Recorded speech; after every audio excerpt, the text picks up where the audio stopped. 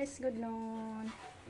Dito ako sa kusina guys. Magluto tayo ng makakain natin. Nagsaing ako ng kamuti. Kasi yan, tingin-tingin anong niluto ko daw. Diri ko, tambak yung labanan. Ang labas siya guys. Na ano na siya, may tapos na siya napaikot yung puti. Ano na niya, kukunin na. Kaon ka ni? Oo. Ito po yung okay. Ito yung kamote guys. Ang sarap nito, sana gawing kamote delight. Kaso magastos yung kamote delight. Abangan nyo na lang guys anong gagawin ko niyan. Masarap talaga. Saging natin guys, isang bulig na to na hinog. Yung dalawang sipi na dinala ni Gian doon kila Iban. Pinagpabartiran ko ng white sugar guys para timpla natin sa ating kamote. Para to sana kay Ma'am Jane, kaso hindi nakaabot, matagal pa kasi yung Abril Ma'am Jane. Pero may marami pa naman saging dito Ma'am Jane, don't worry, mapadalhan din kita. Ayan guys, luto na. Durugin ko na siya guys.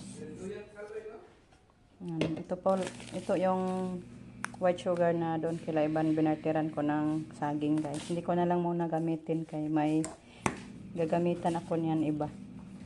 May natira pa kasi akong brown sugar. Sugar na lang.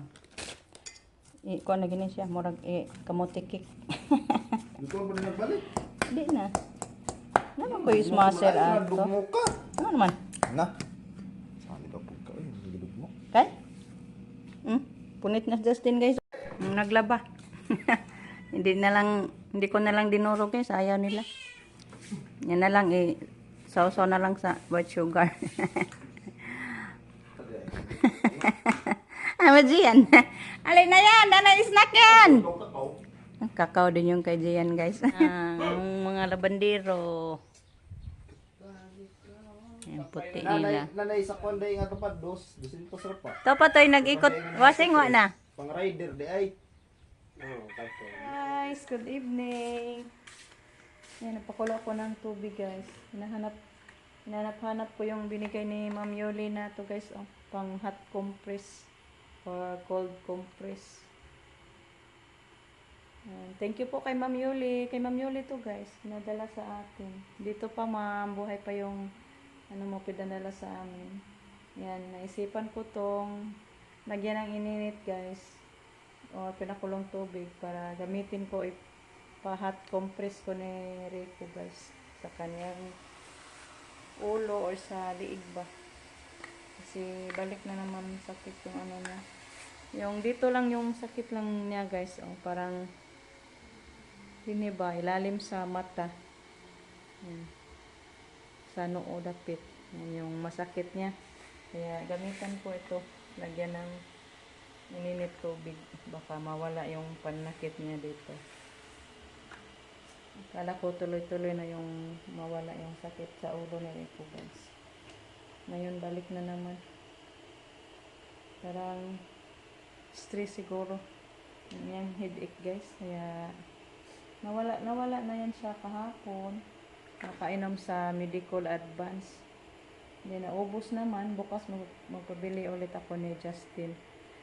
Ibago ko naman yung medical na Advil. Paiba na naman ako guys. Hindi na advance, yung Advil na naman na medical. Ibuprofen. Ayan, ipasok ko muna yung pinakulong tubig guys dito. Napasukan ko na ng pinakulong tubig. Hindi ko lang siya pinuno. Konti lang. Kaya super init.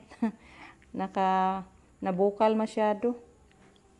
Kumulo masyado guys. Kaya sobrang init. Konti lang yung nilagay ko. So dalhin ko na to ni Rico. Yung nilagay niya guys is dahon ng lagnob. Kuha lang ng dahon ng lagnob. Ha? Magdoble na ininit og lagnob. Okay, makadatom lagi ininit. Init kayo na. Unsa may pamina? Sakit? Init ra dira. Hindi. Ug mo di na kayo init. Ari na po diri liog nga na. Kumuha. Hoping na mawala na yan guys. Paano ang pamasada ni Rico? May na lang pang baon sa mga eskwela.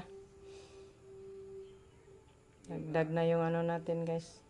Kaya yung gasolina super mahal na. Na doble yung pangbaon natin na kailanganin. Instead 100, 200 na adi per student. Hoping na maayo na si Rico guys. Thank you po Ma'am Yuli again sa nga na niya. Pack mo na siya. Hot pack. Asa na? Hot compress. Thank you so much Ma'am Yul. Nagamit namin talaga Ma'am Yul yung pinadala mo sa amin. Itumba dagang, di siya pwede itumba. Di mo gud mayabot. Po kay gunitanan. Pod kay init man. Hindi daw pwede ano guys, ipatumba kay walang mahawakan, mainit. Mainit kasi. Guys, hanggang dito na lang muna. Maganda daw pakiramdam ni Rico na ano ng hot compress. So hanggang dito na lang muna guys yung ating video. Thank you so much sa inyong langsang pagsuporta. Bye guys, amping. Good night.